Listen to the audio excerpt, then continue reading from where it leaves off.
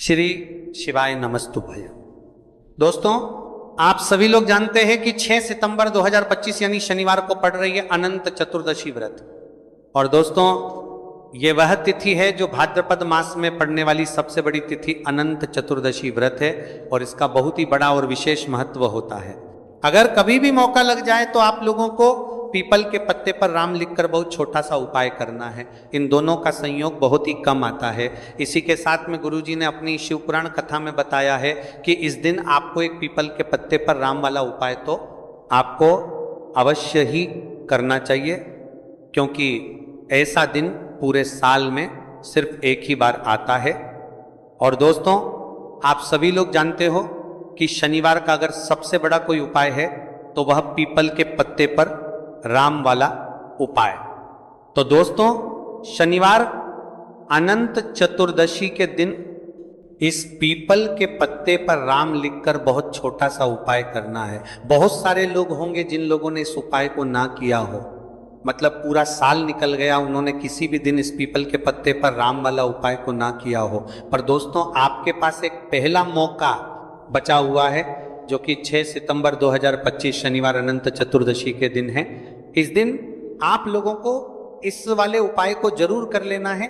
भले ही आपने पूरे महीने भर इस उपाय को ना किया हो, पर अगर आपने इस भाद्रपद महीने के शनिवार अनंत चतुर्दशी के दिन अगर इस वाले उपाय को कर लिया तो आपको इस उपाय को करने का वह फल मिलेगा जिसकी आपने कभी कल्पना भी नहीं करी होगी।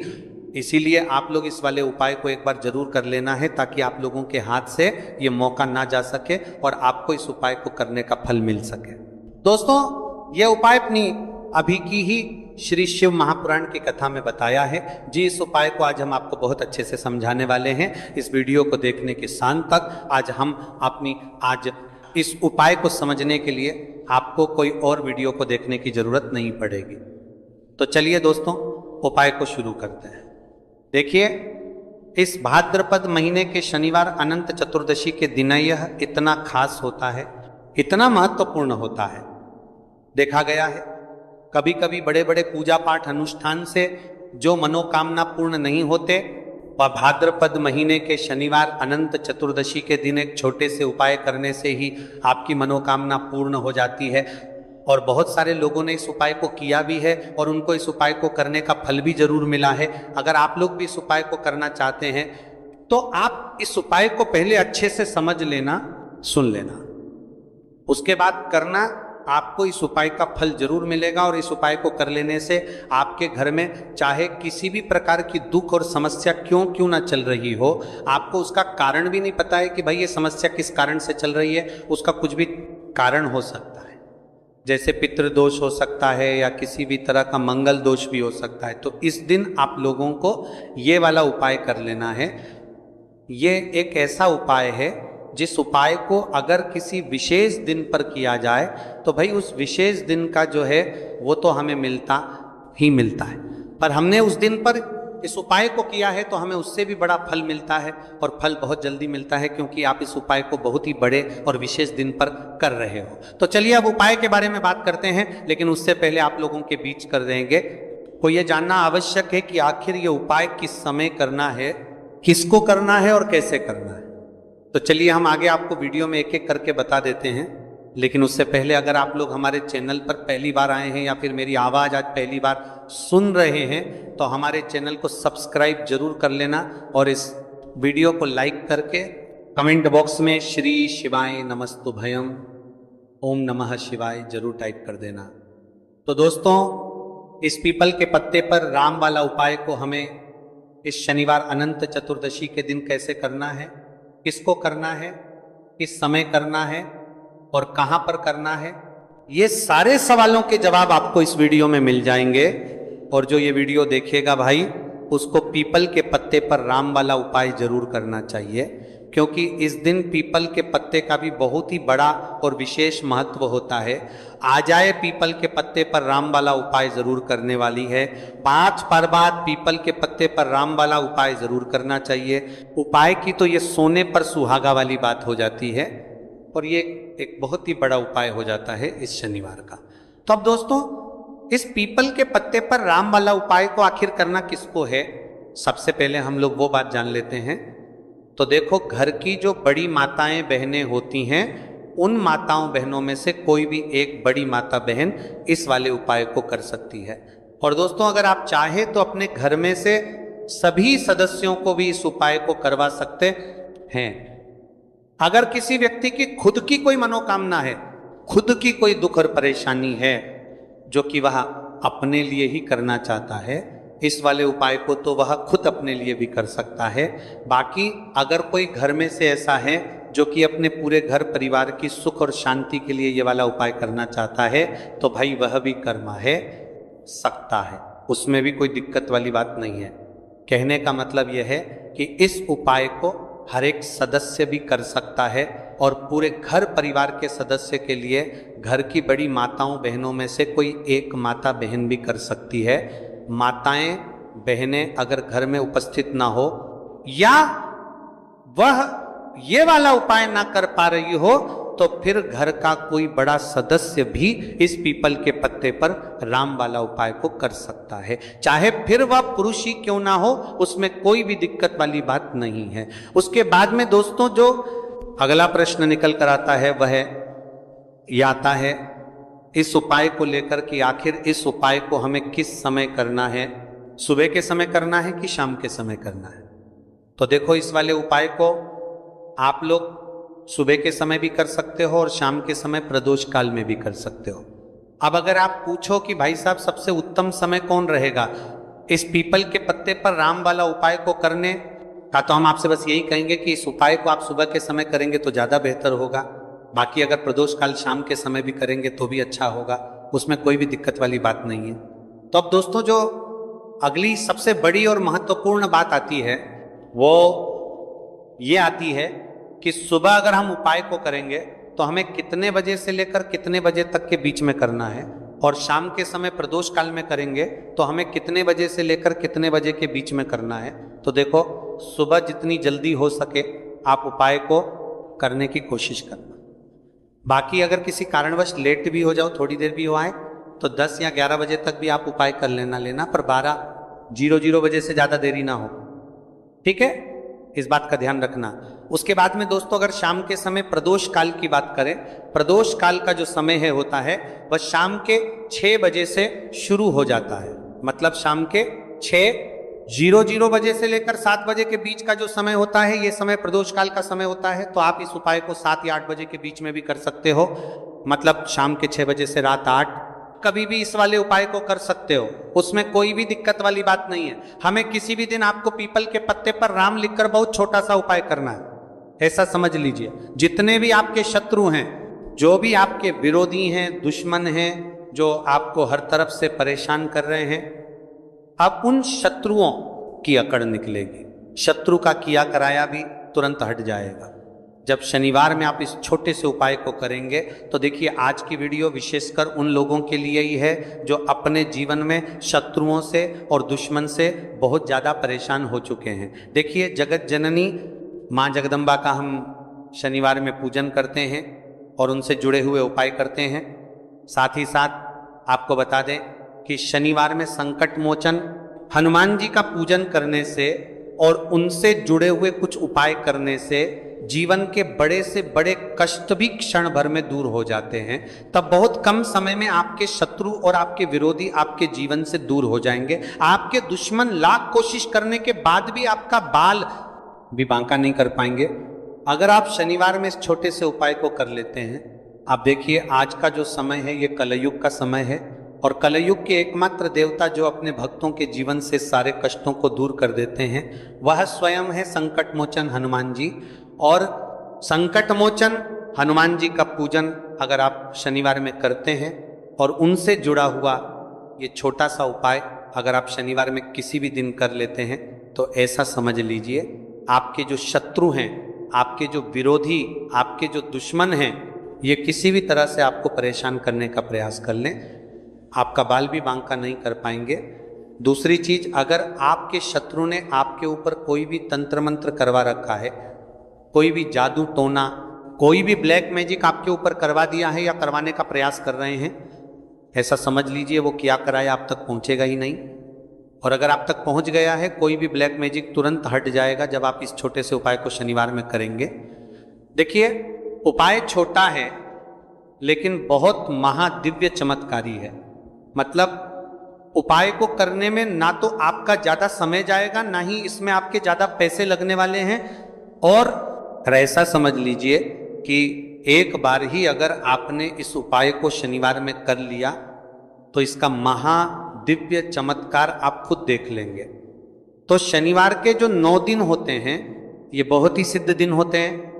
मतलब शनिवार के दिनों में 9 माता रानी हमारे घरों में आती हैं, अपने भक्तों के जीवन से कष्टों को दूर करती हैं।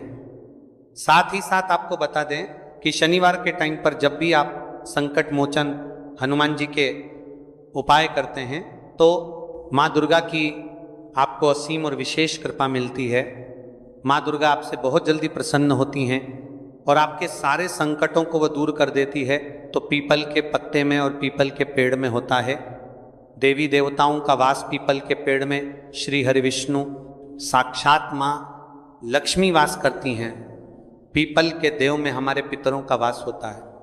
पीपल का जो पेड़ होता है इसका पूजन करने से शनिदेव की कृपा, उनका आशीर्वाद मिलता है। और पीपल का पत्ता जो है, इसका उपाय शनिवार में करने से व्यक्ति के जीवन से बड़े संकट और कष्ट दूर हो जाते हैं, जिसमें कि शत्रु और आपके दुश्मन जो हैं ये पूरी तरह परास्त हो जाएंगे, चारों खाने चित हो जाएंगे और कभी भी आपका कुछ नहीं बिगाड़ पाएंगे। अगर ये उपाय आप करते हैं तो देखिए, ये उपाय स्त्रियां भी कर सकती हैं, पुरुष भी कर सकते हैं। किसी भी दिन आप इस उपाय को कर सकते हैं, ठीक है ना। इसमें दिन आपको नहीं देखना है कि किस दिन करें, जिस दिन आप चाहा उस दिन इस उपाय को आप कर सकते हैं। तो शनिवार अनंत चतुर्दशी के दिन आपको पीपल का पत्ता तोड़ना नहीं है, उससे एक दिन पहले ही तोड़कर आप पीपल का पत्ता ले आए, या गिरा हुआ जो पत्ता होता है पीपल का वो आप ले लें, ठीक है ना।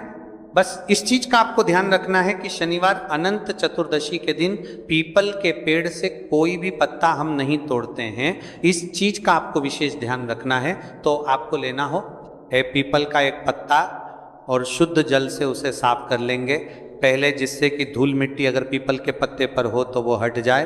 फिर गंगा जल का थोड़ा सा छिड़काव यानी थोड़ी सी छींटे आपको इस पीपल के पत्ते पर मारनी है और इस पीपल के पत्ते को फिर कपड़े से पोंछकर आपको साफ कर लेना है, बिल्कुल सुखा लेना है। अब आपको लेना है थोड़ा सा सिंदूर, जो केसरिया वाला सिंदूर आता है जो हम संकट मोचन हनुमान जी को चढ़ाते हैं, वह केसरिया सिंदूर आपको लेना है।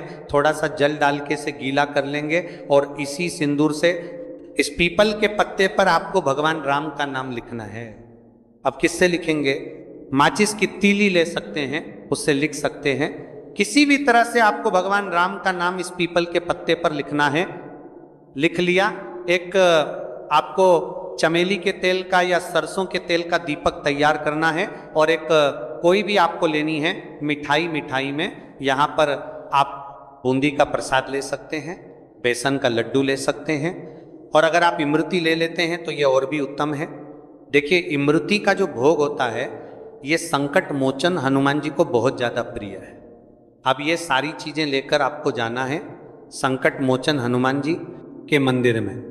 तो देखिए, सबसे पहले आपको संकट मोचन हनुमान जी के सामने ये दीप प्रज्वलित करना है जो आप लेकर के गए हैं। चाहे आपने चमेली के तेल का दीपक तैयार करा है या सरसों के तेल का, सबसे पहले दीपक आप जला देंगे और दीप जलाने के बाद आपको जो पीपल का पत्ता आप लेकर के गए थे वह पत्ता आपको संकट मोचन हनुमान जी को अर्पित करना है, वहां चढ़ाना है।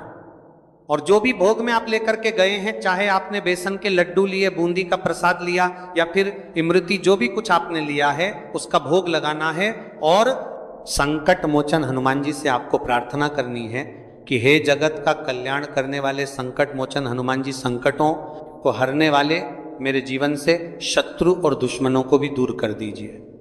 शत्रु का किया कराया तंत्र मंत्र सब कुछ हट जाए, ऐसी कृपा मुझ पर कीजिए। इस तरह से आपको प्रार्थना करनी है और 108 बार जय श्री राम, जय सीताराम, जय श्री राम, जय सीताराम, जय श्री राम, जय सीताराम, इस तरह से आपको जयकारा लगाना है। क्योंकि भगवान राम का नाम संकट मोचन हनुमान जी को सबसे ज़्यादा प्रिय है, तो जयकारा लगा देंगे। और देखिए, अगर एक बार हनुमान चालीसा पढ़ पाए तो आप एक बार हनुमान चालीसा ऐसा ऐसा जरूर पढ़ें, ठीक है ना। ज्यादा बार नहीं तो एक बार जरूर पढ़ें। जयकारा तो आपको बिल्कुल से लगाना है। और इस छोटे से उपाय को किसी भी दिन कर लीजिए, सुबह कर लीजिए, शाम को कर लीजिए, और किसी भी दिन, जैसे शनिवार की तिथि जो होती है ना, ये बहुत बड़ी होती है, आप उस दिन भी इस उपाय को कर सकते हैं, जरूर से करें। शत्रुओं और दुश्मन, आपके जो विरोधी हैं, ये पूरी तरह चारों खाने चित हो जाएंगे और आपका बाल भी वहां का नहीं कर पाएंगे। तो देखिए, इस उपाय को आप 9 दिन भी कर सकते हैं, 2-3 बार भी कर सकते हैं। अगर आप ज्यादा बार नहीं कर पा रहे हैं तो एक बार आपको इस उपाय को जरूर से करना चाहिए।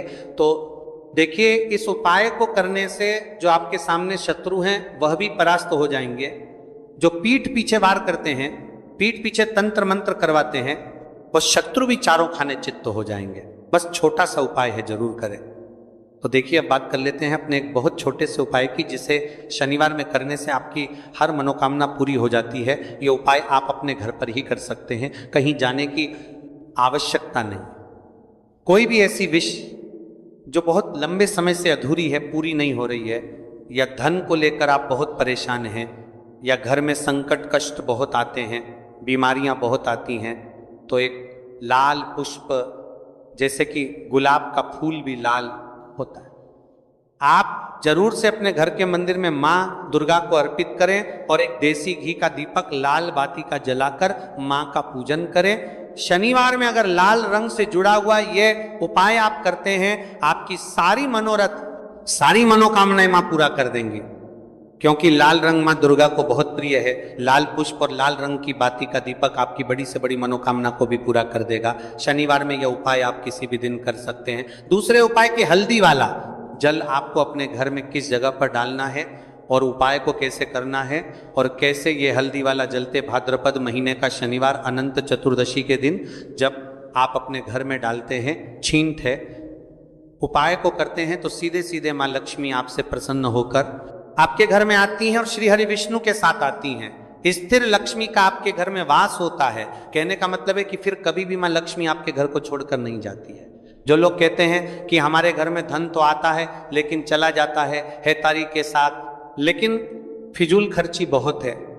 धन तो घर में आता है लेकिन तिजोरी कभी धन से भरी नहीं रहती है, खाली हो जाती है। तो 90 पर लोग ऐसे होते हैं जिनके जीवन में ये समस्या होती है कि हमारे घर में स्थिर लक्ष्मी का वास नहीं है।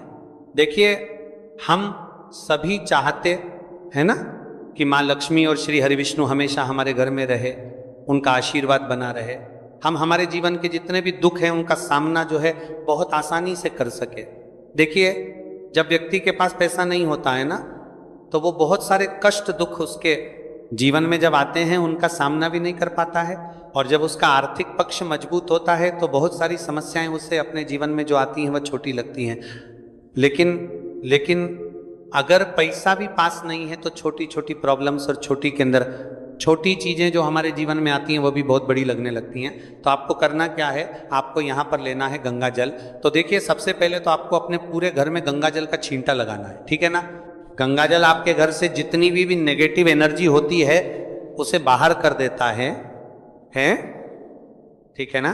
गंगा जल का छिड़काव जब आप करते हैं, उसके बाद कोई पूजा पाठ करते हैं, कोई उपाय करते हैं, वो पूरी तरह से सफल होता है, क्योंकि आपके घर में पॉजिटिव एनर्जी, सकारात्मक ऊर्जा आ जाती है, ठीक है ना।